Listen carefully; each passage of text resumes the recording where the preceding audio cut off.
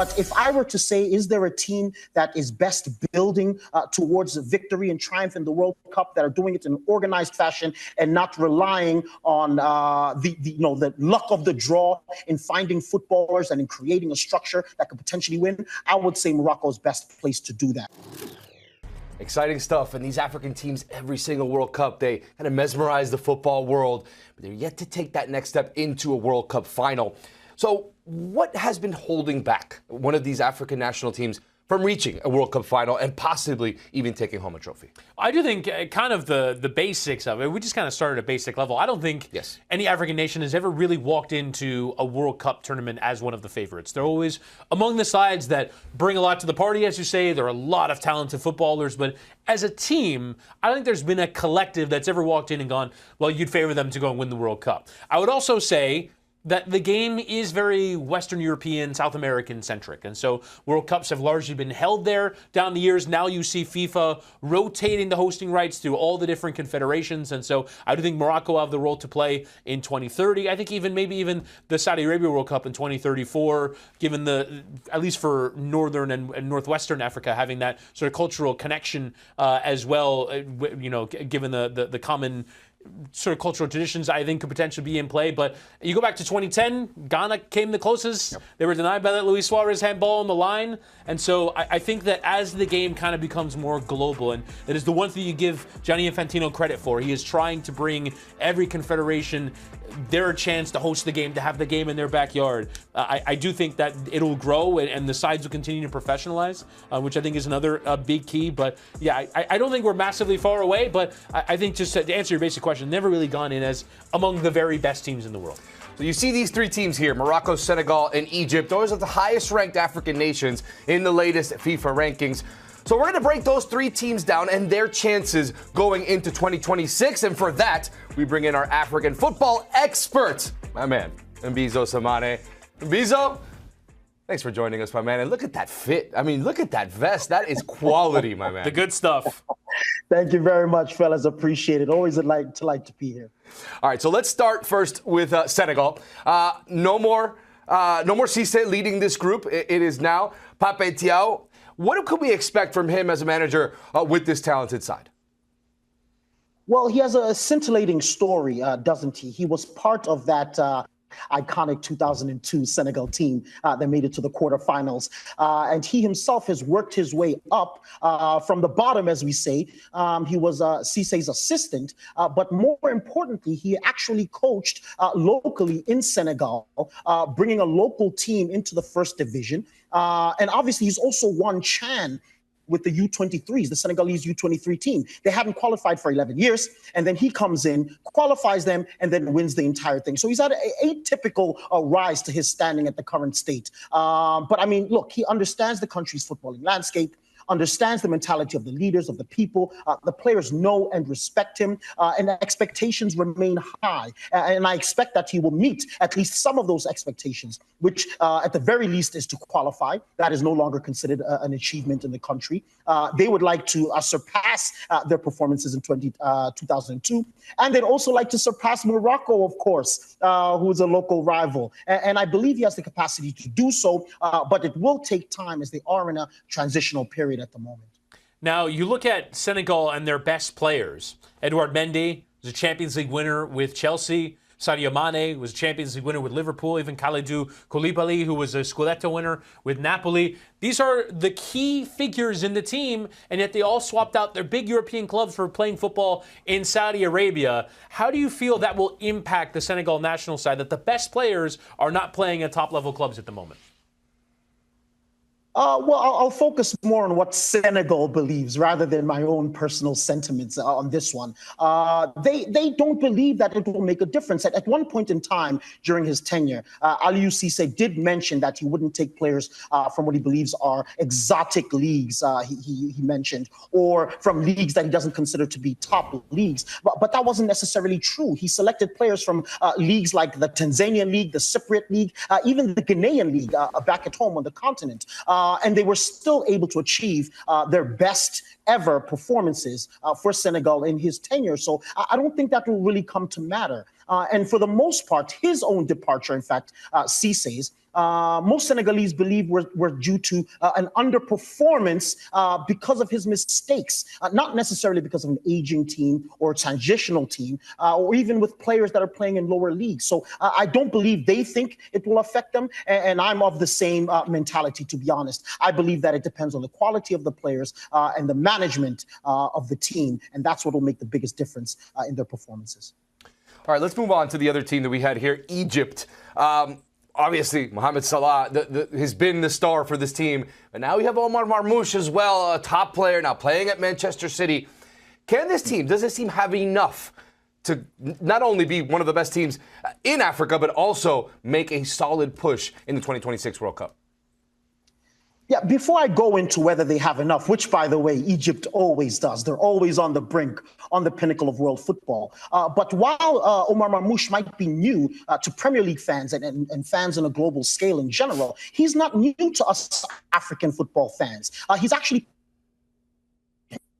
played in 2 AFCONs. He has 11 matches in AFCON, where his only solutions haven't yet propelled Egypt to where they would like to be. But obviously, he's a different player now. He's coming into his own. He's in the peak of his career, playing at Manchester City under one of the greatest managers of all time. Will that make a difference? We certainly hope so. All proponents of African football love to see Egypt performing at the highest level, but I don't think that will be a determining factor. I think there are a collection of variables, a collection of factors that would push Egypt over the edge and get them to really where they want to be. But they're always there. They're never poor. They're always just at the edge of victory once again. So they'll remain a giant as they always have been. Now, when you look at Mo Salah, obviously, when you talk about Ballon d'Or conversations around him and being one of the best footballers in this era, how much pressure is there on him, both in the overall, but also from an Egyptian point of view, to bring some kind of silverware back to the African continent? Because he's done so much for Liverpool, but Egypt, albeit it's not always the best team going into every African tournament, has yet to really win anything major with him as the lead figure. Yeah, absolutely. I think he would be putting more pressure on himself than any fan or any football proponent could put on him. Obviously, he's a hero in Egypt and certainly, across the continent, he's considered an icon of the game. But it will certainly hang over his head. It will hang over his head that he hasn't managed to bring at least, the AFCON, which to Egypt, this is bread and butter. To Egypt, who've won more AFCONs than any other nation, this is the one trophy that you'd expect them to win with relative ease, especially with players of this caliber. It may or may not happen. I do believe this could potentially be his last chance in December in Morocco, which is practically next door. And so you'd expect that there'll be a lot of Egyptian fans. There'll be a lot of energy that he's familiar with. And so you hope that he can maybe, at least play at a level where people say, look, this is what footballing icons on the continent do. They raise the level of their team, even if not necessarily all the way to the trophy. All right, let's go to Morocco. Morocco obviously captured the attention of the footballing world in the 2022 World Cup with a fantastic run to the semifinals. Some massive players in this squad continued on in the Olympics and had success there as well. And I think the biggest thing, we're seeing a lot of players make their switch to Morocco, to where their parents were from. And obviously, with my immigration being such a big thing into Europe, these players still wanting to play for this national team.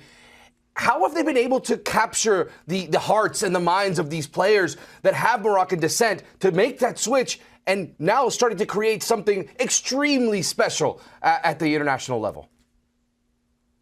Yeah, well, as you said, first and foremostly, that magical performance in 2022 that just captivated all of world football, not only African football fans, is a huge motive for this drive for European-born players to want to play for this team, to dream of bringing this tournament, World Cup, to the African continent for the first time. But it's not just that. It's the fact that Moroccan football has been so well organized and managed over the last couple of years. They're producing players in an organized national structure. They are raising all the characteristics and all the components of their domestic football. So it's an interconnected and interlinked project that is really bringing fruit both on and off the pitch, and absolutely with the export of Moroccan culture and African culture, not just to these European nations, but around the world. And it's difficult as a young man, obviously, even if you are born in a France, born in a Spain, to see what your mother or your father's nations are doing, and to see the joy in the family, the household, and the pride, and not say to yourself, you know what, I want to be a part of that. I want to be a part of the rise of Africa, which is really what we're seeing here. Yeah, that facility there looks absolutely extraordinary. And you look at what Morocco are doing, it's absolutely fantastic. Does that mean that for you right now, of all the teams in the African continent in the 2026 World Cup, you'd favor them to do it again? Because I think at this point, when you look at World Cup performance and Olympic performance, it's hard to say that it's a flash in the pan. Do you think that they're right now the best country in Africa in football? It certainly was no luck. It was no fluke at all. This is deliberate building towards the culmination of that performance, and they're continuing to do so. Do they have the talent? Absolutely. I think they're one of the most talented teams on the continent, for sure, and certainly one of the most talented and complete teams, I think, in world football at this current juncture in time. I would love to see them do it. But again, despite the fact that they have all these talented players, if you look at the performance in AFCON, they lost to Bafana Bafana.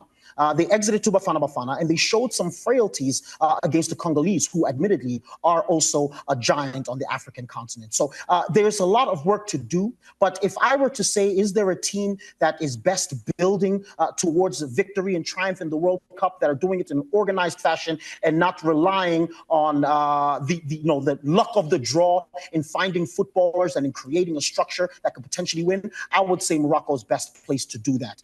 Whether or not that will be demonstrated in the next World Cup is yet to be seen. And Bizo, always dropping knowledge for us here on Scoreline. Thank you, my man. Gentlemen, thank you so much for having me. Enjoy the rest of the show. And we have some World Cup qualifiers in Africa, notable here in this international break. Rwanda taking on Nigeria, that's Friday. South Africa and Lesotho. Ghana and Chad. Ethiopia taking on Egypt. Niger against Morocco. Obviously, that Moroccan side will have all eyes on, as we just mentioned. And Sudan taking on Senegal.